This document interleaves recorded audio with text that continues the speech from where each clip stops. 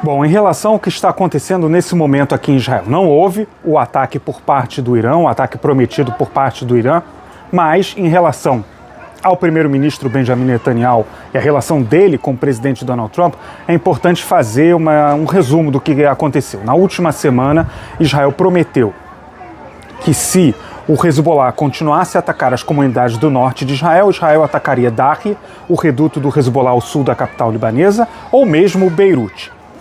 O Hezbollah continuou no final de semana a atacar as comunidades do norte de Israel, e Israel atacou Darri, o reduto do Hezbollah ao sul da capital libanesa, um apartamento que, segundo Israel, era um quartel-general do Hezbollah, ou era uma infraestrutura do Hezbollah, um ataque que Israel considera um ataque de precisão contra um apartamento que, inclusive, não derrubou o prédio. Por que esse dado é muito importante sobre a derrubada do edifício? Porque Netanyahu havia conversado com o presidente dos Estados Unidos, Donald Trump, e segundo as informações que foram divulgadas após essa conversa telefônica, Trump disse que Netanyahu tinha até a possibilidade de realizar ataques contra Darri, desde que não derrubasse edifícios, não levasse edifícios ao solo.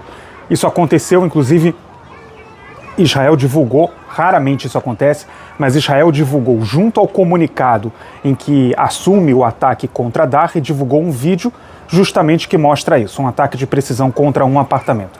Na sequência, o Irã disse que iria responder a Israel porque disse que Israel não podia atacar Darri ou Beirute.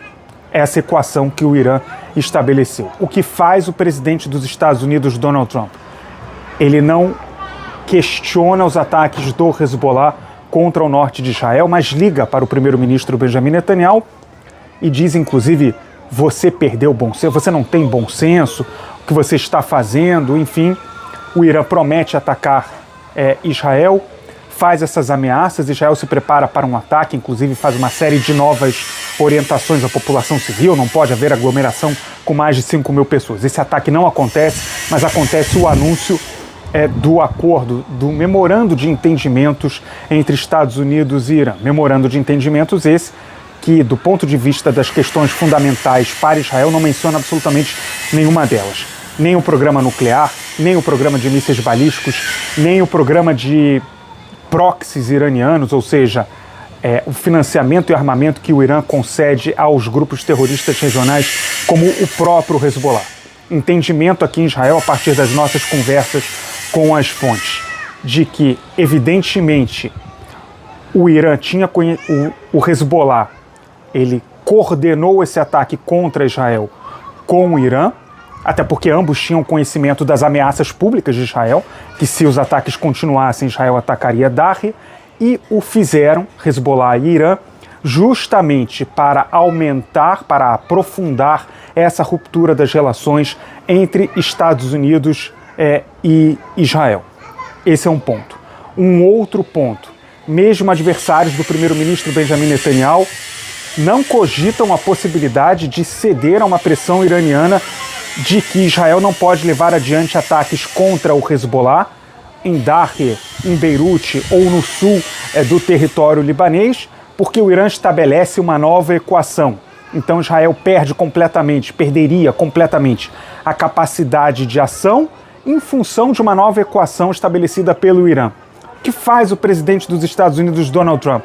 Ele fala com Netanyahu do tipo, não havia nenhuma necessidade de você atacar Darri, esses ataques do Hezbollah não mataram ninguém em Israel, não causaram feridos. Então, de forma simbólica e explícita, o presidente Donald Trump deixa claro o seguinte: Israel precisa aceitar ataques contra o seu próprio território, desde que não haja mortos ou feridos. E aqui um ponto importante, apesar de todas as muitas divergências internas aqui em Israel, nenhum partido político majoritário de esquerda, de centro e de direita, lideranças desses partidos que eventualmente venham a ser o próximo primeiro-ministro de Israel, vão aceitar essa equação de que o território israelense pode ser atacado desde que não haja mortos, atacado pelo Irã, ou pelo Hezbollah, ou por grupos aliados do Irã, como é o caso do próprio Hezbollah, ou pelo Hamas, ou pela Jihad Islâmica Palestina, ou pelos Houthis a partir do Iêmen. Esse é o resumo da situação nesse momento e que mostra, de fato, que o Irã conseguiu aprofundar essas divergências ou produzir essas questões, essas grandes divergências e discussões entre as lideranças de Israel e dos Estados Unidos.